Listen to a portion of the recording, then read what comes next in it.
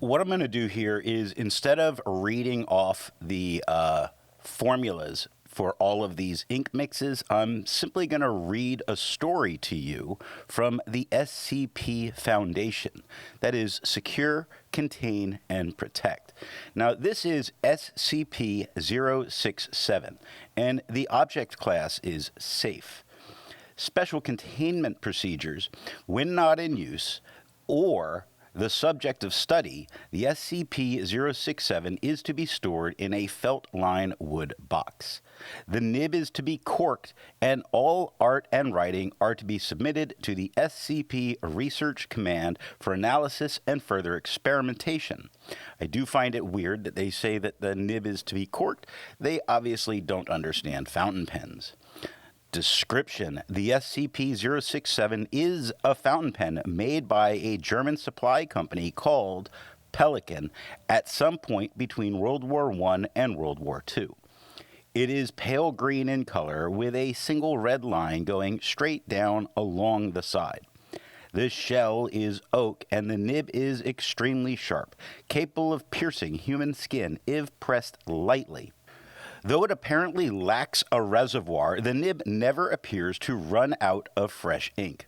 In addition, the pen writes in iron gall ink, which is suitable for artists but normally corrode typical fountain pens quickly.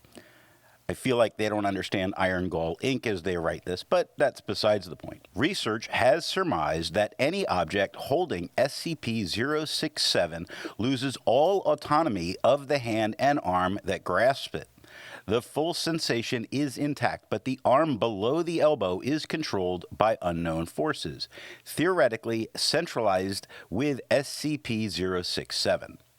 One effect is that the controlled hand will start to use the pen to write a detailed biography of the individual holding the pen. The biography will include such information as the person's name, age, date of birth, criminal record, fears, etc. Other times, the pen has been known to write such things as the occurrence that happened in the person's life. For example, when test subject 1204M held SCP-067, he began to write a detailed record of a motor vehicle accident he had been in a year before.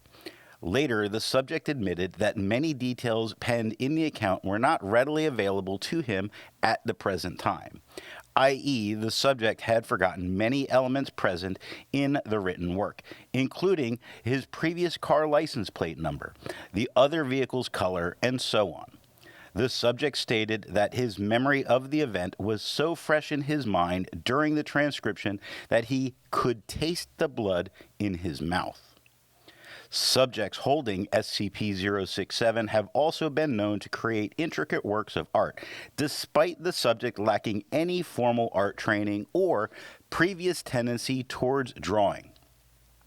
For example, test subject 1102F, a young woman with no previous artistic experience, was able to draw a winged creature presumed SCP redacted, described by researchers present as data expunged.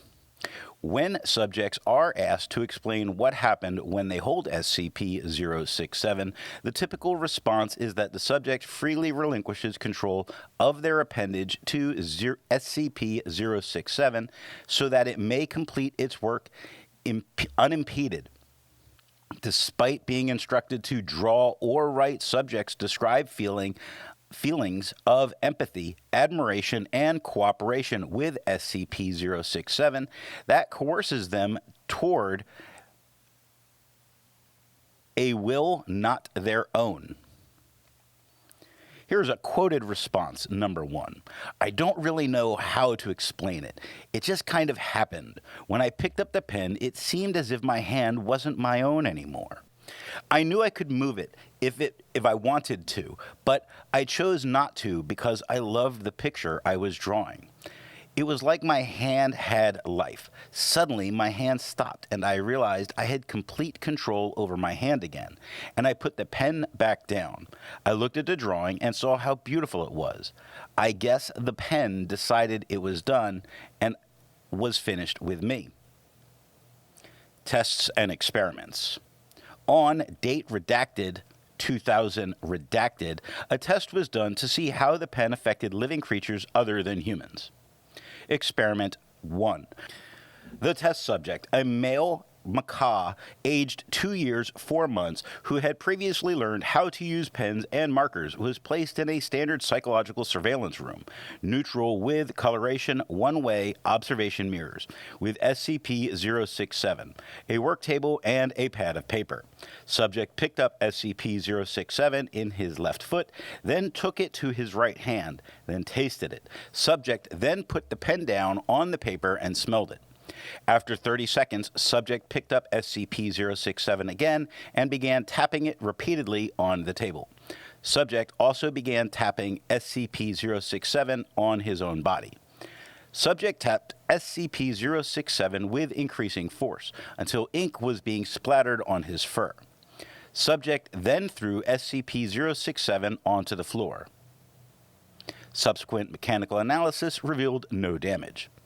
At this point, subject tore a page from the pad of paper and began rubbing it on the ink on his fur. This continued for 3 minutes, after which subject clutched the page in his teeth, leapt from the work table onto the ledge of the observation mirror, which with such force that the table was knocked over.